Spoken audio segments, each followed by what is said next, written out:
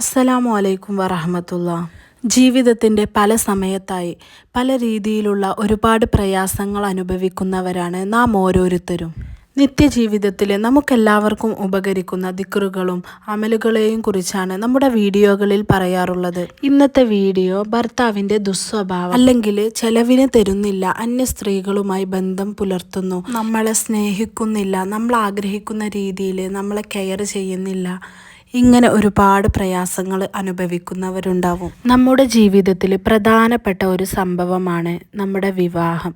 ആ ഒരു വിവാഹം ചെയ്തു കഴിഞ്ഞാൽ നമ്മുടെ എല്ലാ പ്രതീക്ഷയും, പ്രത്യേകിച്ച് സ്ത്രീകളുടെ എല്ലാ പ്രതീക്ഷയും നമ്മുടെ ഭർത്താക്കന്മാരിലായിരിക്കും. അപ്പോൾ അവർ നമ്മളെ വേണ്ടത്ര പരിഗണിക്കുന്നില്ല, സ്നേഹിക്കുന്നില്ല എന്നൊക്കെ അറിയുമ്പോൾ ഏതൊരു സ്ത്രീക്കും ഒരുപാട് വിഷമമുണ്ടാക്കുന്ന കാര്യമാണ്. ഇങ്ങനെ ഒരുപാട് പ്രശ്നങ്ങൾ അനുഭവിക്കുന്ന എൻ്റെ ഒരു സുഹൃത്തിൻ്റെ അനുഭവമാണ് ഇന്ന് നമ്മൾ പറയുന്നത്. 2 ദിവസം മുമ്പ് അവളുടെ ഒരു കോള് വന്നപ്പോൾ അവൾ പറയുന്നത് കേട്ട് ഞാൻ ഒരുപാട് സന്തോഷിച്ചു. അൽഹംദുലില്ലാ, അള്ളാഹുവിനോട് സ്തുതിച്ചു. ഒരുപാട് വിഷമങ്ങൾ പറഞ്ഞുകൊണ്ട് ഇടയ്ക്ക് അവൾ എന്നെ വിളിക്കാറുണ്ട്. നമുക്ക് എല്ലാ സങ്കടങ്ങളും എല്ലാവരോടും തുറന്നു പറയാൻ കഴിയില്ലല്ലോ.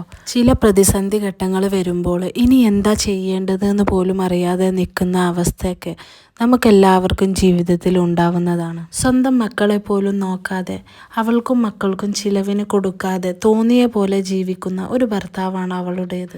പുറത്ത് ജോലിക്ക് പോകുന്ന ചില ഭർത്താക്കന്മാരെങ്കിലും അന്യ സ്ത്രീകളുമായി ബന്ധത്തിലാവുക, അല്ലെങ്കിൽ പരസ്ത്രീ ബന്ധം, ഇങ്ങനെയുള്ള കെണികളിലെല്ലാം അകപ്പെടാറുണ്ട്. ഏതൊരു ഭാര്യക്കും സ്വന്തം ഭർത്താവ് ഇങ്ങനെ ഒരു ജീവിതം നയിക്കുന്നത് സഹിക്കാൻ കഴിയുന്ന കാര്യമല്ലല്ലോ.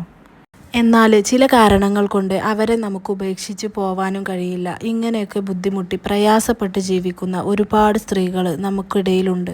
ഈ ഒരു ബന്ധങ്ങളെക്കുറിച്ച് അവനോട് സംസാരിച്ചാൽ, അല്ലെങ്കിൽ അതിനെക്കുറിച്ച് എന്തെങ്കിലും പറഞ്ഞ് വഴക്കിട്ട് കഴിഞ്ഞാൽ ആ ഒരു ദേഷ്യം കാരണം പിണങ്ങി നിൽക്കുക, അല്ലെങ്കിൽ ചെലവിന് പോലും കൊടുക്കാതെ നിൽക്കുന്ന ഒരാളായിരുന്നു അദ്ദേഹം. ഇതൊക്കെ കേൾക്കുമ്പോൾ ചിലരെങ്കിലും വിചാരിക്കും, ഇത്ര ബുദ്ധിമുട്ടി എന്തിനാ നിൽക്കുന്നത്, സ്വന്തം വീട്ടിൽ സ്വന്തം മാതാപിതാക്കളുടെ കൂടെ നിന്നൂടെ എന്ന്. പ്രായമായി പ്രായാധിക്യം വന്ന് അസുഖങ്ങളൊക്കെ വന്നിരിക്കുന്ന ഉമ്മമാരോടും ഉപ്പമാരോടും ഇങ്ങനെയുള്ള വിഷമ കാര്യങ്ങളൊക്കെ പറയാൻ ഒരു മടി കാണും ചിലർ. അതുപോലെ തന്നെ നമ്മളെ സ്നേഹിക്കാത്ത, നമ്മളെ ഒട്ടും മനസ്സിലാക്കാത്തവരോട് ഈ കാര്യങ്ങളൊന്നും പറഞ്ഞിട്ട് കാര്യമുണ്ടാവില്ല.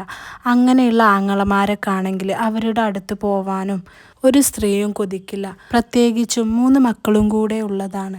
ഈ അടുത്ത് ഭർത്താവിൻ്റെ പരസ്ത്രീ ബന്ധം പറഞ്ഞ് ഒരുപാട് സങ്കടപ്പെട്ടപ്പോൾ യാ സമദു യാ അല്ലാ എന്നുള്ള ദിക്റ് ഞാൻ പറഞ്ഞു കൊടുത്തിരുന്നു. 1000 തവണ ഇശാ മഗ്‌രിബിൻ്റെ ഇടയിൽ ഇരുന്ന് ആത്മാർത്ഥമായി ചൊല്ലി ദുആ ചെയ്യാൻ വേണ്ടിയിട്ട്. അത് കഴിഞ്ഞ് 2 ദിവസം കഴിഞ്ഞപ്പോൾ തന്നെ അവളുടെ കോള് വന്നു. അൽഹംദുലില്ലാ, പിറ്റേ ദിവസം തന്നെ അവളുടെ ഭർത്താവ് ഒരു കാര്യത്തിന് വേണ്ടിയിട്ടും പൈസ അയച്ചു കൊടുക്കാതെ, ചെലവിന് പോലും കൊടുക്കാതിരുന്ന ആ ഒരു ഭർത്താവ് അവൾക്കും മക്കൾക്കും വേണ്ടിയിട്ട് വീട്ടിലേക്ക് ആവശ്യമുള്ള എന്തൊക്കെ സാധനങ്ങൾ, പലചരക്ക് സാധനങ്ങളെല്ലാം വാങ്ങിച്ച് വീട്ടിലേക്ക് എത്തിച്ചു കൊടുത്തു. ഈ ഒരു കാര്യം ആ സമയത്ത് തന്നെ അവൾ എന്നെ വിളിച്ചു പറഞ്ഞു. അപ്പോൾ ഒരുപാട് സന്തോഷമുണ്ടായി. അതുപോലെ തന്നെ വളരെ ക്ഷമയുള്ള ഒരു സ്ത്രീയാണ് അവൾ. ഈ ഒരു സ്വഭാവങ്ങളെല്ലാം മാറി എല്ലാ കാര്യവും ഹൈറും റാഹത്തുമായി തീരാൻ വേണ്ടിയിട്ട് ഒരുപാട് കാര്യങ്ങൾ അവൾ നോക്കിയിട്ടുണ്ട്. ഇസ്ലാമികമായി ഒരുപാട് വഴികൾ നോക്കിയിട്ടുണ്ട്. അങ്ങനെ ചില സമയത്ത് ഈമാൻ കുറഞ്ഞു വരുന്ന അവസ്ഥ വരെ ഉണ്ടായിട്ടുണ്ട്. നമ്മളൊരു കാര്യത്തിന് വേണ്ടിയിട്ട് ഒരുപാട് കാര്യം ചെയ്ത്, അത് ഏതൊരാളായിക്കോട്ടെ, നമുക്ക് ചില സമയത്തുണ്ടാവും ഈമാൻ കുറഞ്ഞു വരുന്ന അവസ്ഥ. അതായത് മടി, അലസത, ഇബാദത്ത് ചെയ്യാനുള്ള മടി, ഖുർആൻ ഓതാൻ മടി, അങ്ങനെയുള്ള നിസ്കരിക്കാൻ. ചില സമയത്ത് നമുക്ക് വലിയ ടെൻഷനൊക്കെ വരുമ്പോൾ ഇങ്ങനെ ഒരു അവസ്ഥ എല്ലാവർക്കും ഉണ്ടായിട്ടുണ്ടാവും. അതും അള്ളാഹുവിൻ്റെ ഒരു പരീക്ഷണമാണ്. അത് മനസ്സിലാക്കി നമ്മൾ മുന്നോട്ട് പോവുക. അതുപോലെ തന്നെ ഒരുപാട് ഖത്തമുകൾ തീർക്കാറുണ്ട്. 10 ഖത്തം നേർച്ച ചെയ്യും, അത് ഓതി തീർക്കും. അങ്ങനെ ഒരുപാട് ഖത്തമുകൾ ഓതാറുണ്ട്. യാ സമദു യാ അല്ലാ, അതുപോലെ തന്നെ ഖത്തം തീർക്കൽ, ഈ 2 കാര്യങ്ങൾ. ഒരു ഖത്തമല്ല, നമ്മൾ ഒരു ഖത്തം ഓതി തീർക്കും, എന്നിട്ട് പറയും നമ്മളെ കാര്യം ഹൈറായിട്ടില്ല എന്ന്.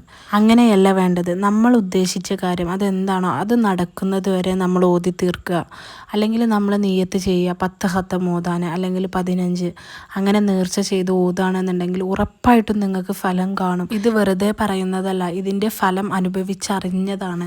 മാഷാ അല്ലാ, യാ സമദു യാ അല്ലാ എന്നും ഇതുപോലെ ഖത്തമും നിങ്ങൾ തീർത്തു നോക്കൂ. ഭർത്താവിൽ നിന്നും എന്തെങ്കിലും ബുദ്ധിമുട്ട്, അല്ലെങ്കിൽ നിങ്ങളെ സ്നേഹിക്കാതിരിക്കുക, നിങ്ങളെ അവഗണിക്കുക, അങ്ങനെയൊക്കെയുള്ള അവസ്ഥ ഉണ്ടാവും. നമ്മൾ ആഗ്രഹിക്കുന്ന സ്നേഹം ലഭിക്കുന്നില്ല, ഇങ്ങനെ എന്ത് പ്രശ്നം നിങ്ങൾക്ക് അനുഭവിക്കുന്നുണ്ടെങ്കിലും ഈ 2 കാര്യങ്ങൾ നിങ്ങൾ ചെയ്തു നോക്കൂ. ഈ സാധുവായ അള്ളാഹുവിനോട് ചോദിക്കാൻ പോലും അർഹതയില്ലാത്ത ഞാൻ പറഞ്ഞു കൊടുത്തിട്ട് അവൾക്ക് ഉത്തരം കിട്ടി എന്നുള്ളതല്ല ഞാൻ പറഞ്ഞത്. നിങ്ങൾ അള്ളാഹുവിനോട് അടുക്കുകയാണെങ്കിൽ നിങ്ങൾ ഒരുപാട് ഖുർആൻ ഓതുക, അതുപോലെ തന്നെ അള്ളാഹുവിനോട് ആത്മാർത്ഥമായി കരഞ്ഞ് ദുആ ചെയ്യുക, ഇങ്ങനെ ഓരോ ദിക്റുകൾ ചൊല്ലുക. ഇങ്ങനെയൊക്കെ ചെയ്താൽ ഉറപ്പായിട്ടും നിങ്ങൾക്ക് ഫലം കിട്ടും. ആ ഒരു കാര്യമാണ്, അള്ളാഹുവിനോട് നിങ്ങൾ അടുത്താൽ നിങ്ങളെ കാര്യങ്ങളിലെല്ലാം ഒരു എളുപ്പമുണ്ടാവും. അതുപോലെ തന്നെ ഈ ഒരു അമലുകളൊക്കെ തുടർന്ന് കൊണ്ടിരിക്കുക, ഈ ഒരു ഹത്തം തീർക്കലും യാ സമദു യാ അല്ലാ എന്ന ദിക്ർ ചൊല്ലലും എല്ലാം തുടർന്ന് കൊണ്ടിരിക്കെ 2ാമത്തെ പ്രാവശ്യവും അവളുടെ ഭർത്താവ് ഒരുപാട് സാധനങ്ങൾ, വീട്ടിലേക്ക് ആവശ്യമായ അരി സാധനങ്ങളെല്ലാം വീണ്ടും എത്തിച്ചു കൊടുത്തു. ഈ ഒരു കാര്യങ്ങളൊക്കെ ഈ ഒരു അവസ്ഥയിലൂടെ കടന്നു പോകുന്ന ഒരാൾക്ക് ഉറപ്പായിട്ടും മനസ്സിലാവും. ഇതെല്ലാം അനുഭവിച്ച കാര്യമാണ്. ഇൻഷാ അല്ലാ നിങ്ങൾ ചെയ്തു നോക്കിയാൽ നിങ്ങൾക്കും ഫലം ചെയ്യും. ഈ 2 കാര്യങ്ങളും ചെയ്തു നോക്കിയിട്ട് അതിൻ്റെ അനുഭവം കമൻറ്റിലൂടെ അറിയിക്കണം. വീഡിയോ ഇഷ്ടപ്പെട്ടാൽ ലൈക്ക് ചെയ്യുക.